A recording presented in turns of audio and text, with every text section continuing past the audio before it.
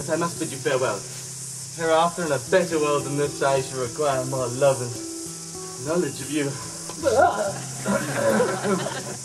Thy wrist much bounded you. Fare you well.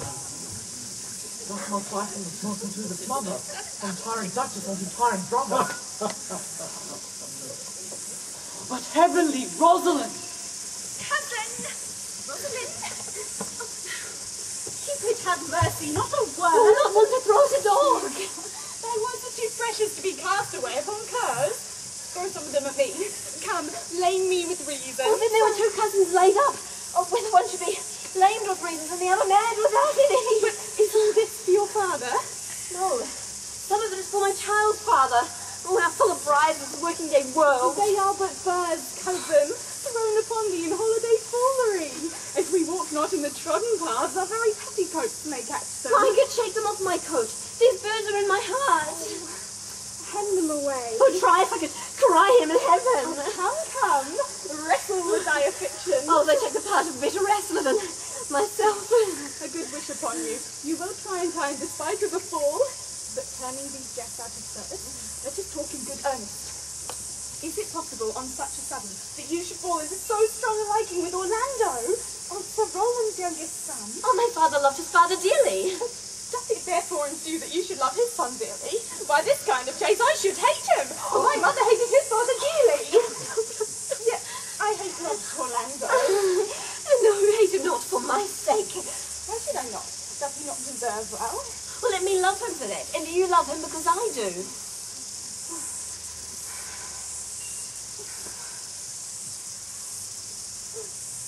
Look! Well, I heard something.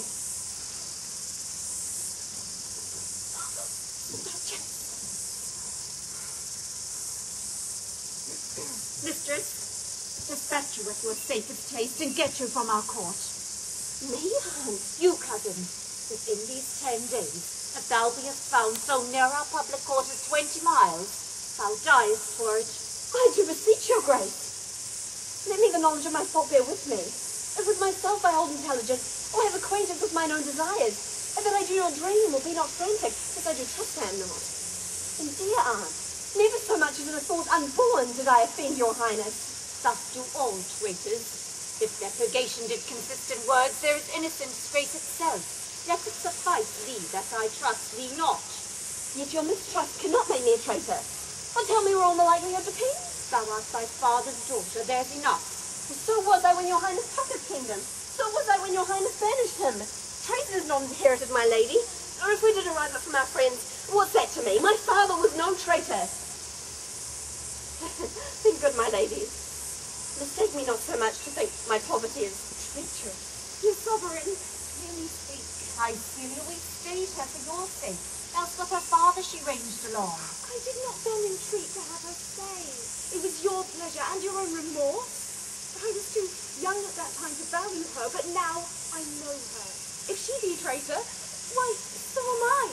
We still have slept together, rose at an instant, learned, played, ate together, and wheresoever we went like Juno's swans, but still we were coupled and inseparable. She is too softened for thee, and her smoothness, her very silence, and her patience. Speak to the people, and they pity her. Thou art a fool. She robs thee of thy name. Thou would show more bright and seem more virtuous when she is gone. Then open not thy lips. Firm and irrevocable is my doom, which I have passed upon her. She is banished. Pronounce that sentence then on me, my liege. I cannot live out of her company. You are a fool. You niece. Provide yourself. If you outstay the time, upon mine honour, and in the greatness of my word, you die. Oh, Rosalind, whither wilt thou go? Wilt thou change fathers? I will give thee my mother. Charge thee, be thou not more grieved than I am. I have more cause. Thou hast not, cousin. Knowest thou not the Duchess hath banished me, her daughter?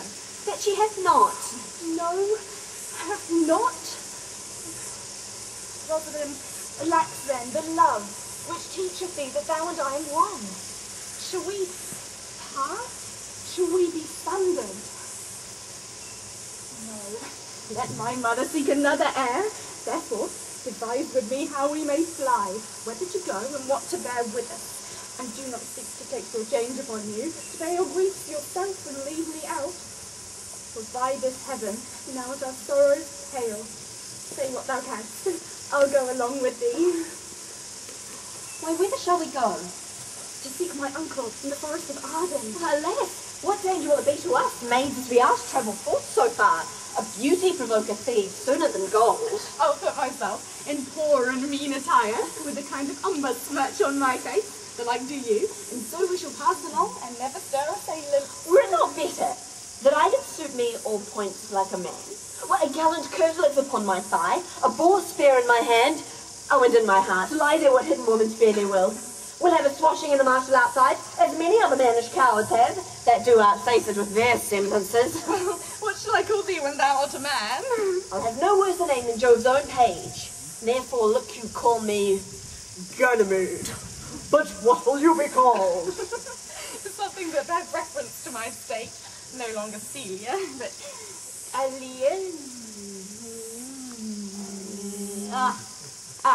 Aliena. Oh, but cousin, what if we had said to steal the clownish fool out of your mother's court? Would he not be a comfort to our travels? Oh, he'll go all along the wide world with me. Leave me alone to woo him. Let's away and get our jewels and our worth together. Devise the fittest time and safest way to hide us from dispute. It will be made after my flight. Now go we, in content, to liberty and not to banishment.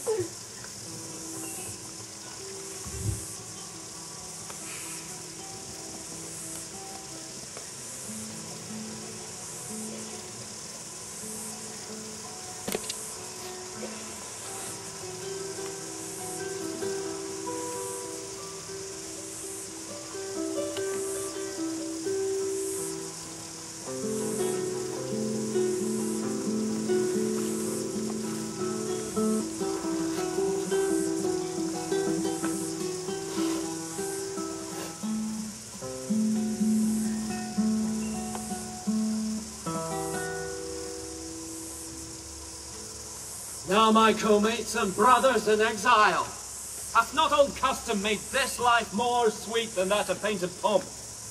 Are not these woods more free from peril than the envious court, huh?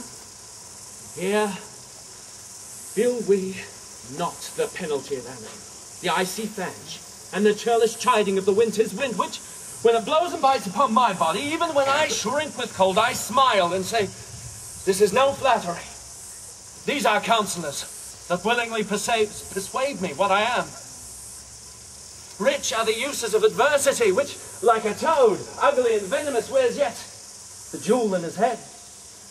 And this our life, exempt from pub-like haunt, finds tongues in trees, books in the running brooks, sermons in stones, and good in everything. I would not change it. Happy is your grace that can translate the stubbornness of fortune into so quiet and sweet a style. Come, let us go kill us venison, eh? Yet it irks me, poor dappled fools, being native burghers of this desert city that should, with their horns in their heads, have their round haunches gored. Indeed, my lord, the melancholy Jaques grieves at that. Jaques? And in that kind swears you no more usurp than doth your sister that hath banished you. Today, my lord of Amiens, and myself, did steal behind him as he lay under an oak, whose antique roots peeps out under the brook which rolls